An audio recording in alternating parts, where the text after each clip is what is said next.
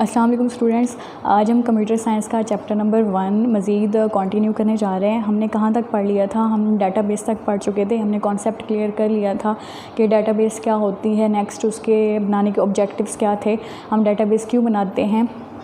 जब हमारा concept clear हो गया कि हम डेटाबेस क्यों बनाते हैं, नेक्स्ट हमने मूव ऑन करना है कि उसमें हम डाटा को रिप्रेजेंट कैसे करते हैं। उसके लिए हमें कोई ना कोई मेथड यूज़ करना पड़ता है, कोई ना कोई डाटा स्ट्रक्चर यूज़ करना पड़ता है, कोई ना कोई हमारे पास मॉडल होना ज़रूरी है। तो वो मॉडल हमारे पास क्या कहलाता है, जो कि हमारा आज का टॉपिक है। हमारे आज के टॉपिक का नाम है डेटाबेस मॉडल। इसकी डेफिनेशन पढ़ लेते हैं। इसकी डेफिनेशन क्या है? The data structure that describes how we represent data in database, जो कि हमें क्या बताता है कि डेटाबेस में हम डाटा को कैसे रिप्रेजेंट करेंगे। ओके, नेक्स्ट देखते हैं कि इसकी टाइप्स कितनी हैं हमारे पास। इसकी हमारे पास 3 टाइप्स हैं। First is hierarchical model, second is network model and last one relational model. अब इसको 1 बाय 1 देखते हैं। ओके, हमारे पास फर्स्ट है हायरार्किकल मॉडल। हायरार्किकल मॉडल क्या होता है? जब हम हायरार्किकल मॉडल का नाम पढ़ते हैं तो हमारे माइंड में एक कॉन्सेप्ट एक बात क्लिक करती है। वो क्या है? हायरार्की। हायरार्की क्या होती है? हम कॉमन लाइफ में एक लफ्ज़ यूज़ करते हैं, शजरे नस्ब। ठीक है, शजरा नस्ब का क्या मतलब है कि हमारे परदादा, फिर दादा, फिर हमारे अबू जी, और फिर हमारी आती है जनरेशन आती है। तो ये क्या है? कि शजरा नस्ब चल रहा है। इसको क्या कहते हैं? Hierarchy, level by level. अब हम देखते हैं, हमारे पास एक कॉन्सेप्ट है रूट का और नोड का। रूट क्या होता है? अब इस मॉडल में जो हमारा फर्स्ट नोड होता है उसको हम क्या कहते हैं कि ये क्या है? रूट है। अब इसको रूट क्यों कहते हैं अब नेक्स्ट भी पढ़ेंगे। अभी भी बता देती हूँ कि हमारी सारी जो प्रोसेसिंग है वो किस पे बेस करती है? इस रूट पे बेस करती है। ठीक है, ये रूट क्या है? रूट भी है और पेरेंट भी है। पेरेंट क्यों है? रूट का बता दिया कि इसको रूट क्यों कहते हैं। पेरेंट इसलिए है कि ये एक नोड है जिससे मज़ीद नोड्स आगे रिलेट कर रहे हैं, उसके नीचे हैं, उसके अंडर हैं, इसलिए हम उसको क्या कहते हैं कि ये पेरेंट है। अब इसके नीचे हैं, इसके अंडर काम कर रहे हैं, तो हम उसको क्या कहते हैं कि ये उसके क्या हैं? चाइल्ड्स हैं। ठीक है, क्या हैं? उसके चाइल्ड्स हैं। फर्स्ट वाला नोड हो गया। अगेन बता देती हूँ, नोड कौन सा होता है उसको हम कहते हैं रूट कहते हैं और पेरेंट कहते हैं। उसके नेक्स्ट जो उसके अंडर काम कर रहे होते हैं, अंडर जो उसके रिलेशनशिप में होते हैं, उसको हम क्या कहते हैं कि ये रूट के या पेरेंट के चाइल्ड नोड्स हैं। ठीक है, इनको हम क्या कहते हैं? ये जो हमने इस सिंबल में डिनोट किए हुए हैं, इसको हम क्या कहते हैं? एंटिटीज़ भी कहते हैं और नोड भी कहते हैं। अब एग्जांपल ले लेते हैं, कॉलेज की एग्जांपल ले लेते हैं कि उसमें हमारा हायरार्किकल मॉडल कैसे कैरी करता है। ओके, हमारा कॉलेज हो गया, उसके अंडर फिर बहुत से डिपार्टमेंट्स होते हैं। एक एग्जांपल ले लेते हैं, अकाउंट्स की ले लेते हैं। फिर कॉलेज में ही और क्या होता है? हमारा जो कॉलेज होता है वो बहुत से प्रोग्राम्स ऑफ़र कर रहा होता है। ठीक है, प्रोग्राम्स में बहुत से प्रोग्राम्स होते हैं, लेकिन एज एन एग्जांपल हम क्या लेंगे? 2 लेंगे। प्रोग्राम्स हमने ले लिए कौन कौन से? एक है ICS, एज एन एग्जांपल। ये माइंड में रखना है कि हाँ, किसी भी कॉलेज में बहुत से प्रोग्राम्स ऑफ़र किए जाते हैं, तो जस्ट यही नहीं कैरी करना। ICS हो गया और FSC हो गया। अब क्या है कि ये लेवल बाय लेवल आ रहे हैं, स्टेप बाय स्टेप आ रहे हैं, इसलिए हम इसको क्या कहते हैं? ये क्या मॉडल है? कौन सा मॉडल है? हायरार्किकल मॉडल है। ठीक है, देख लेते हैं। ये हमारा क्या था? फर्स्ट मॉडल लेवल था। देन हम मूव ऑन कर गए सेकंड लेवल पे और लास्ट वन थर्ड लेवल पे। अब इसकी क्या है? हम कुछ देख लेते हैं करैक्टरिस्टिक्स कौन कौन सी होती हैं। फर्स्ट इसकी करैक्टरिस्टिक है कि इसकी शेप कैसे होती है। इसकी शेप ऐसे होती है लाइक एन ऑर्गेनाइजेशनल चार्ट। इसको ऑर्गेनाइजेशनल चार्ट की तरह क्यों कहते हैं? अब कोई भी ऑर्गेनाइजेशन देख लें, कोई भी इंस्टीट्यूट देखें, उसका कैसे होता है? शेप कैसे होती है? उसका मॉडल कैसे होता है? ऊपर बॉस होता है, फिर बॉस के अंडर बहुत से एम्प्लॉयज़ होते हैं, फिर उन एम्प्लॉयज़ के अंडर बहुत से एम्प्लॉयज़ होते हैं। ठीक है, जैसे हमने देखा कि कॉलेज है, फिर वो क्या क्या और उसके अंडर कौन कौन से काम कर रहे हैं। अकाउंट्स हैं, प्रोग्राम्स हैं, प्रोग्राम्स के अंडर कौन कौन से आ गई? ICS और FSC आ गई। तो ये क्या है? ऑर्गेनाइजेशन में भी क्या होता है? फर्स्ट पे इसी को देख लेते हैं। इधर आ गया बॉस, उसके अंडर एम्प्लॉयज़ और फिर उसके अंडर एम्प्लॉयज़ आ गए, इसलिए हम इसको क्या कहते हैं कि ये क्या है? हायरार्किकल मॉडल है। उसकी शेप करैक्टरिस्टिक्स में देखा कि इसकी शेप क्या है? ऑर्गेनाइजेशनल चार्ट की तरह है। होप सो ये कैरेक्टरिस्टिक आपको क्लियर हो गई होगी। नेक्स्ट चलते हैं। नेक्स्ट क्या है कि इसका स्ट्रक्चर जो है वो सिंपल है, ठीक है। वो कैसे सिंपल है कि हम कोई भी प्रोसेस परफॉर्म करते हैं तो हम क्या करते हैं कि स्टेप बाय स्टेप चलते हैं। कोई भी चीज़ जब स्टेप बाय स्टेप परफॉर्म की जाती है तो फिर उसमें कोई डिफ़िकल्टी नहीं होती, ठीक है, ना ही उसमें कोई डेफिशिएंसी कैरी कर रही होती है। तो क्या होता है, हमें कोई भी प्रोसेस परफॉर्म करने वक्त हम ये नहीं कहते कि हमें डिफ़िकल्टी परफॉर्म हो रही है या फिर हमें वो डिफ़िकल्ट लग रहा है। तो ये स्ट्रक्चर क्या है इसका, सिंपल होता है।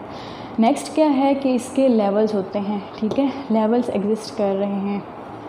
लेवल्स मैं पहले ऑलरेडी डिस्क्राइब कर चुकी हूँ। नेक्स्ट क्या है कि फ्लेक्सिबिलिटी नहीं होती। फ्लेक्सिबिलिटी कैसे नहीं होती, लाइक हमारे पास बहुत से लेवल्स हैं, ठीक है।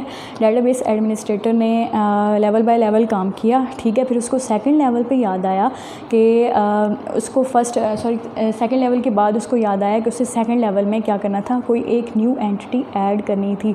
तो अब वो फ़ौरन नहीं कर सकता, उसे स्टेप बाय स्टेप चलना पड़ेगा, पूरा प्रोसेस परफॉर्म करना पड़ेगा, देन ही वो अपनी न्यू मॉडिफिकेशन कर सकते हैं, but it takes long process of time.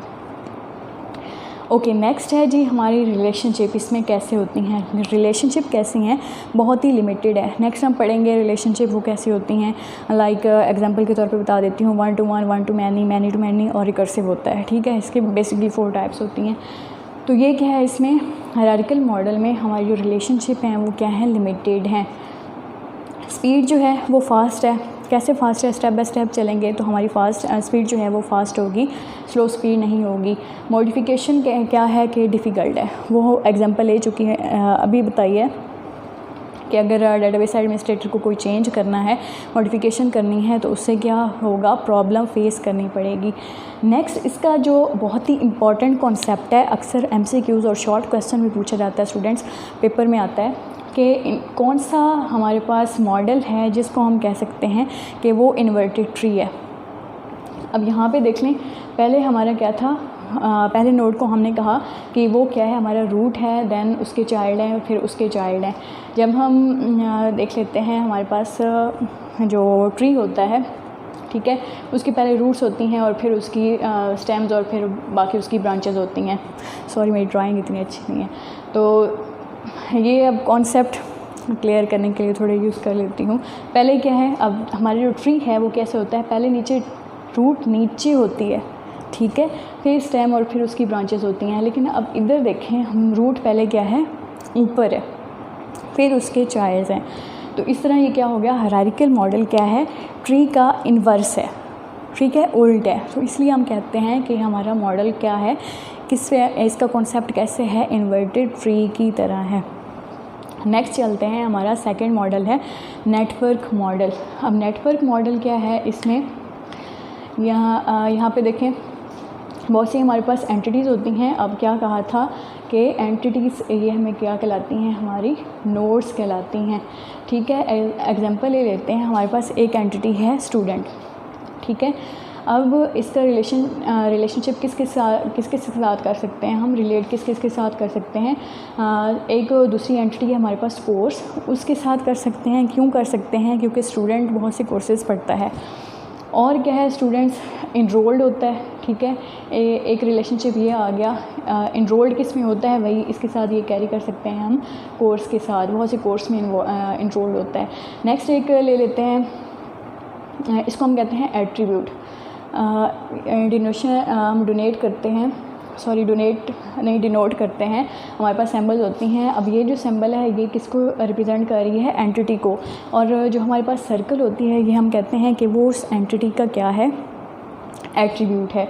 और ये जो हमारे पास डायमंड सिंबल है ये कोई ना कोई डिसीजन मेकिंग, कोई ना कोई डिसीजन के लिए यूज़ होती है। यहाँ पे देखें, अब एज एन एग्जांपल ले लेते हैं, अगर हम डायमंड इनरोल्ड के लिए यूज़ कर रहे हैं तो हमें देखना पड़ता है कि कोई स्टूडेंट इनरोल्ड है या नहीं, मतलब यहाँ पे क्या किया जा रहा है, डिसीजन परफॉर्म किया जा रहा है।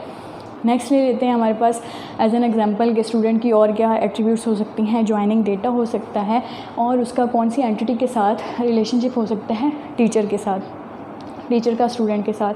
अब यहाँ देख लें, एक हमारे पास एंटिटी बहुत सारी एंटिटीज़ के साथ रिलेट कर रही है, ठीक है।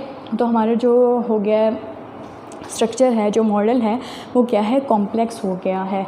करैक्टरिस्टिक्स देखती हैं, जब हम करैक्टरिस्टिक्स इसके देखते हैं तो क्या है, फर्स्ट ही है जो मैंने अभी बोली है, क्या इसका स्ट्रक्चर जो है वो बहुत ही कॉम्प्लेक्स होता है।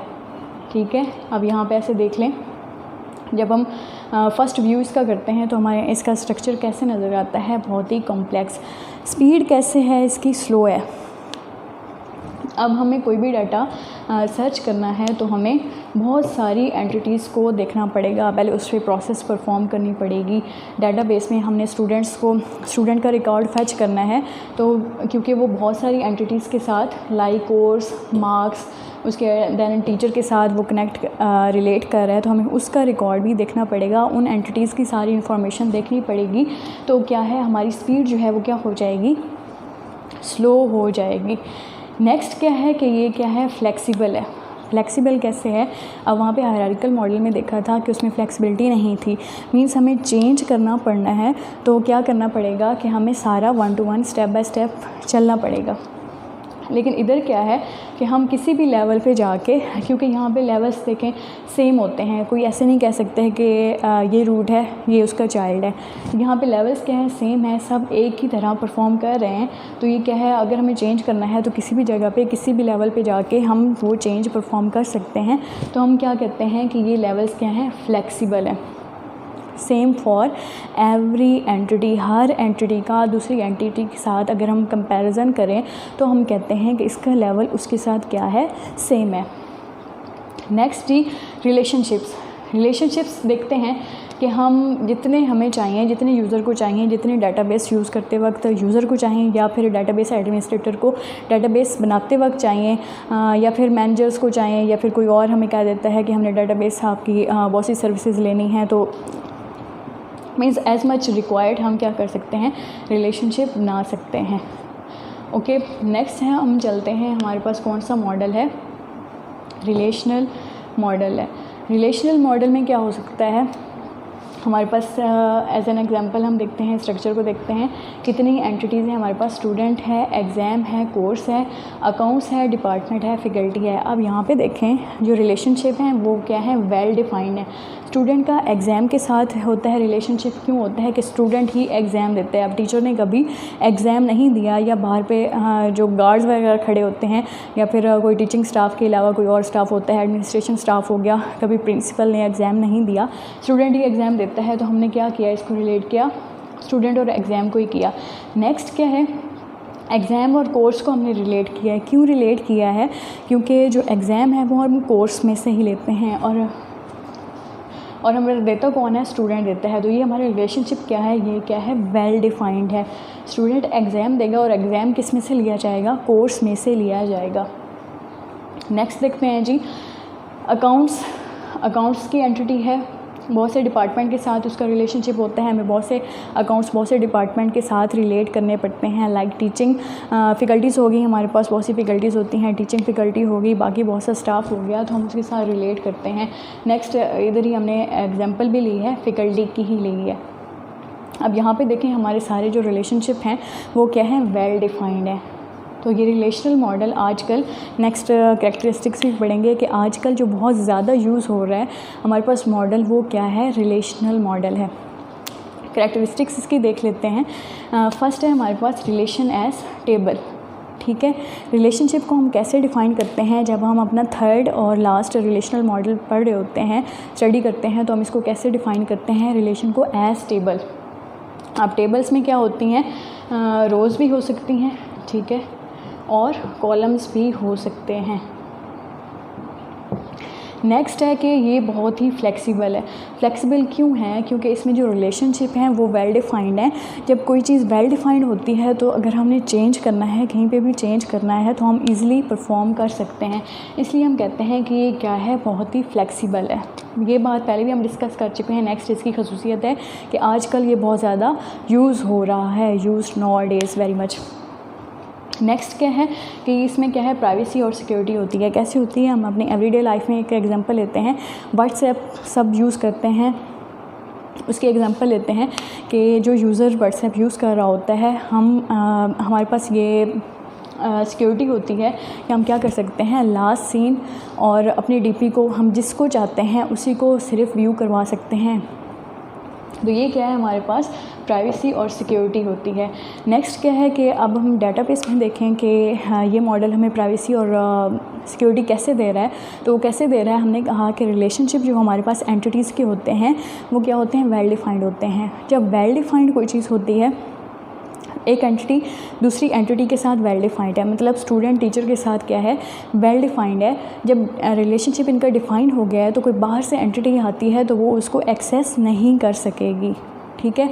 तो इस पॉइंट ऑफ व्यू से क्या हो गया कि स्टूडेंट की जो एंटिटी है वो सिक्योर्ड है, प्राइवेसी एग्जिस्ट करती है। नेक्स्ट करते हैं कि इसका क्या है, कनेक्शन कैसे होता है, इसका लॉजिकली कनेक्शन होता है। कनेक्शन हमारे पास लॉजिकल है,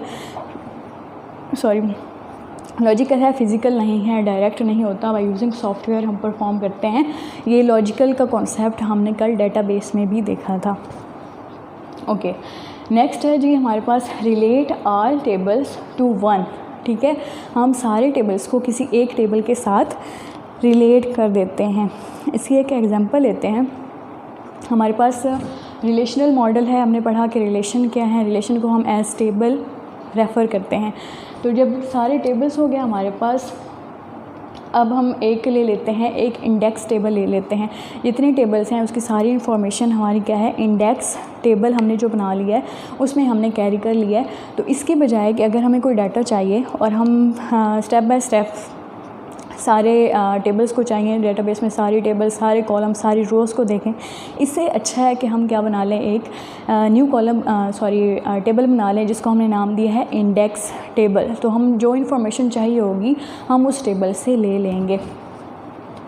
नेक्स्ट है जी, no need to connect every entity with any other. अब यहाँ पे इसका मतलब क्या है कि हमारे पास जो एंटिटीज़ होती हैं, हर एंटिटी को मस्ट नहीं है इस मॉडल में, लाइक हमने जैसे हायरार्किकल मॉडल और नेटवर्क मॉडल में पढ़ा था कि हर एंटिटी के लिए मस्ट है कि वो किसी दूसरी एंटिटी के साथ कोरिलेट करेगी, ठीक है, मतलब रिलेशनशिप होना मस्ट है। लेकिन इसमें क्या है, रिलेशनल मॉडल में ये मस्ट नहीं है। कैसे मस्ट नहीं है, लाइक हमारे पास कोई ऐसी एंटिटी आ जाती है, ऐसा कोई डाटा आ जाता है लेकिन हमने डाटाबेस में स्टोर तो करवाना है, लेकिन ये नहीं है कि हमने किसी दूसरी एंटिटी के साथ, किसी दूसरे डाटा या इन्फॉर्मेशन के साथ हमें उसको रिलेट भी करना है, कोई ना कोई रिलेशनशिप बनाना है। तो वो क्या है कि मस्ट नहीं है, वो हमारे इस मॉडल में एग्जिस्ट तो कर सकती है लेकिन किसी दूसरी एंटिटी का होना मस्ट नहीं है जिसके साथ हम उस एंटिटी को क्या करेंगे, रिलेट करेंगे। नेक्स्ट क्या है, ये सारी अब खसूसियात हमने पढ़ ली, इसके बहुत से फ़वाइद थे। अब इतने फ़वाइद होने के बाद ये बनाया किसने हमारे पास मॉडल, तो ये बहुत ही इम्पॉर्टेंट है, उसको क्रेडिट देना तो बनता है कि ये मॉडल हमारे पास किसने बनाया था। तो किसने बनाया था, उसका नाम था कॉर्ड, ठीक है, कॉर्ड। वो कंपनी कौन सी थी, IBM कंपनी थी, और IBM कंपनी हमारे पास कब बनी थी, 1970s में बनी थी। तो ये था इसका रिलेशनल मॉडल का डेवलपर था। ओके, आज हमने डेटाबेस मॉडल्स पढ़े, उसकी टाइप्स पढ़ी। टाइप्स में हमने पहले देखा हायरार्किकल मॉडल होता है, नेटवर्क मॉडल होता है और रिलेशनल मॉडल होता है। हायरार्किकल मॉडल में देखा कि हायरार्की एग्जिस्ट कर रही है, फिर हमने उसकी करैक्टरिस्टिक्स देखी। सारी करैक्टरिस्टिक्स देखने के बाद एक मेन कॉन्सेप्ट था, स्टूडेंट्स दोबारा कह रही हूँ कि इन्वर्टेड ट्री MCQs और शॉर्ट क्वेश्चन में बहुत बार आ चुका है, तो आपने इस कॉन्सेप्ट को क्लियर कर लेना है। दोबारा बता देती हूँ कि इन्वर्टेड ट्री क्या है। ट्री क्या होता है, रूट, स्टेम और फिर हम ब्रांचेस की तरफ जाते हैं, लेकिन इसमें क्या है कि पहले हम रूट हैं, फिर हम उसके चाइल्ड्स, अब ट्री में देखें तो चाइल्ड्स क्या हैं, ब्रांचेस हैं, फिर हम आते हैं, मतलब रूट टू ब्रांचेस टू आते हैं इसकी तरफ, रूट की तरफ। अब यहाँ पे रूट ऊपर है तो हम क्या कहते हैं कि हमारे पास ट्री का इन्वर्स है, मतलब किसका कॉन्सेप्ट है, इन्वर्टेड ट्री का। नेक्स्ट हमने देखा कि नेटवर्क मॉडल है। नेटवर्क मॉडल में बहुत सी कॉम्प्लेक्सिटी आ गई थी, ठीक है, स्ट्रक्चर जो था हमारा बहुत ही कॉम्प्लेक्स था, और अगर डेटाबेस में से हमने डाटा फेच करना होता था तो हमारी स्पीड जो थी वो बहुत ही स्लो हो जाती थी। ओके, नेक्स्ट अब ये इसकी डेफिशिएंसी थी, तो इसके लिए अब ज़रूरी है जब हम कोई चीज़ पढ़ते हैं उसके में डेफिशिएंसी कैरी कर रही होती है तो हम एक बेस्ट ऑप्शन देखते हैं कि हमारे पास एक बेस्ट ऑप्शन होना चाहिए जो हम उसको प्रॉपर्ली यूज़ करें तो हमारे जो रिज़ल्ट हैं वो हमें बेस्ट वे में रिसीव हों। तो नेटवर्क मॉडल के बाद हमने रिलेशनल मॉडल पढ़ा था। वो जो हमारे पास डेवलपर थे उनका नाम था कॉर्ड, ठीक है। वो IBM कंपनी में थे। IBM कंपनी हमारे पास कब बनी थी? 1970s में बनी थी। तो ये ओवरऑल हमने क्या पढ़ा? डेटाबेस मॉडल्स पढ़े। डेटाबेस मॉडल्स क्यों पढ़े? क्योंकि हम डेटाबेस तक मूव ऑन कर चुके थे और डेटाबेस के बाद जब हमने डेटा स्टोर कर लिया तो हमारे पास एक ऐसे डेटा स्ट्रक्चर की ज़रूरत थी जो कि हमें ये बताया कि हम उस डेटाबेस में मौजूद ये हमारे पास डाटा है उसको रिप्रेजेंट कैसे करेंगे, ठीक है। डेटाबेस तो है, उसमें मौजूद डेटा है, उसकी रिप्रेजेंटेशन के लिए हमारे पास कोई ना कोई डाटा स्ट्रक्चर होना चाहिए था। तो उस डाटा स्ट्रक्चर की ज़रूरत को पूरी करने के लिए हमारे पास क्या आ गया? Database model. तो होप सो आपको क्लियर हो गया होगा कि हमारे पास डेटाबेस मॉडल की ज़रूरत क्यों पेश आई, उसमें क्या क्या है, उसकी करैक्टरिस्टिक्स कौन कौन सी हैं। ओके स्टूडेंट्स, होप सो ये आपको क्लियर हो गया होगा कि डेटाबेस हमने मॉडल, ये सारे मॉडल्स हमने क्यों पढ़े, इसकी ज़रूरत क्यों पेश आई। और ओके, अब चलते हैं, देख लेते हैं कोई कॉन्सेप्ट, ऐसा कॉन्सेप्ट जो आपको क्लियर करना हो, कोई ऐसा कॉन्सेप्ट रह ना जाए। होप सो कोई कॉन्सेप्ट नहीं रहा। ओके, अब कोई कॉन्सेप्ट नहीं रहा, ये हमें टॉपिक क्लियर हो गया है। इंशाल्लाह आपकी जब फीडबैक आएगी तो मुझे यकीन है कि आप लोग कहेंगे क्लियर हो गया है। अब फिर हम चलते हैं नेक्स्ट लेक्चर की तरफ, तो आपको वेट करना पड़ेगा नेक्स्ट लेक्चर तक। और मुझे उम्मीद है जब ये लेक्चर एंड होगा तो आप मुझे फ़ीडबैक अच्छी देंगे कि आपको लेक्चर अच्छी तरह समझ आ गया है। जबकि सिर्फ फीडबैक नहीं होगी, नेक्स्ट आपकी असेसमेंट भी होगी। तो असेसमेंट में मुझे पता चलेगा कि आपकी वाकई जो फ़ीडबैक आई थी वो सच भी थी या फिर फेक अकाउंट्स की तरह थी। ओके, मिलते हैं नेक्स्ट वीडियो में, नेक्स्ट लेक्चर में। अल्लाह हाफिज़।